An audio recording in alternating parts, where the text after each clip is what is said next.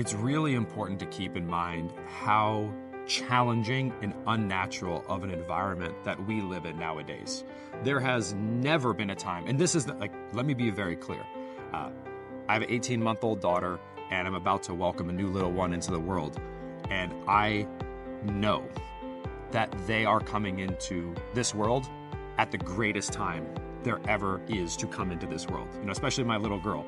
There's no better time to be a woman, especially, than there is now. She's going to grow up with more opportunity than she ever would have had.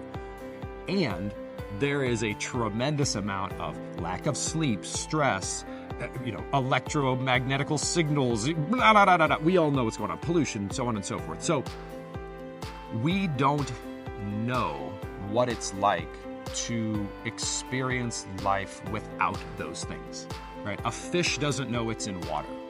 We don't know what it is to have a brain that is protected or not exposed to all the, let's call them toxins, but let's just say unnatural things in the modern environment. So as beautiful as the human body is, we don't live in an environment that optimizes the body and especially not the brain. In fact, if you look at the data, almost all aspects of human health is improving with the exception of mental health. The rates of the opioid crisis, the rates of anxiety, depression, Alzheimer's, dementia, these things are skyrocketing. And it's really important to understand that in some ways it's impossible for that to not continue, because if we live to 120, we might be able to find a way to get your heart to go to 120, but we can't forget about, we also need your brain to make it to 120. So when you combine the unnaturalness of the environment that we live in and the fact that our brain needs to last 40, 50, 60, 70 years longer than it ever has in the past, you do need your brain to be better than normal.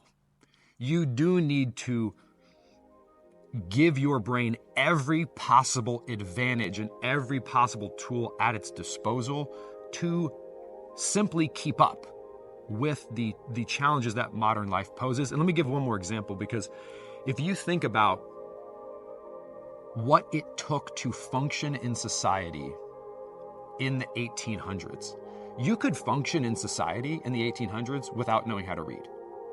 You could function in society in the 1800s, obviously without knowing how to use a computer. It didn't exist, right? So you could function in society in the 1800s with very little training, skill, or mental ability. Think about what a 5-year-old needs to understand to function in modern society. A 5-year-old. I would argue that a 5-year-old needs to understand more things to function in society today than a 50-year-old needed to understand to function in society 100 years ago. Our brains need every tool at their disposal to keep up with modern life and to excel in modern life. And that's why for me, I will never go a day without Vitae. In fact, we ran out of Vitae it went out of stock for a while, and we had customers calling us pissed off because they're literally like, oh man, I forgot what life was like without Vitae. It's like I lost my glasses. I can't see, I can't function, help. And in reality, it wasn't that they couldn't see or function, but now they know what life is on the other side of Vitae, and they never want to go back.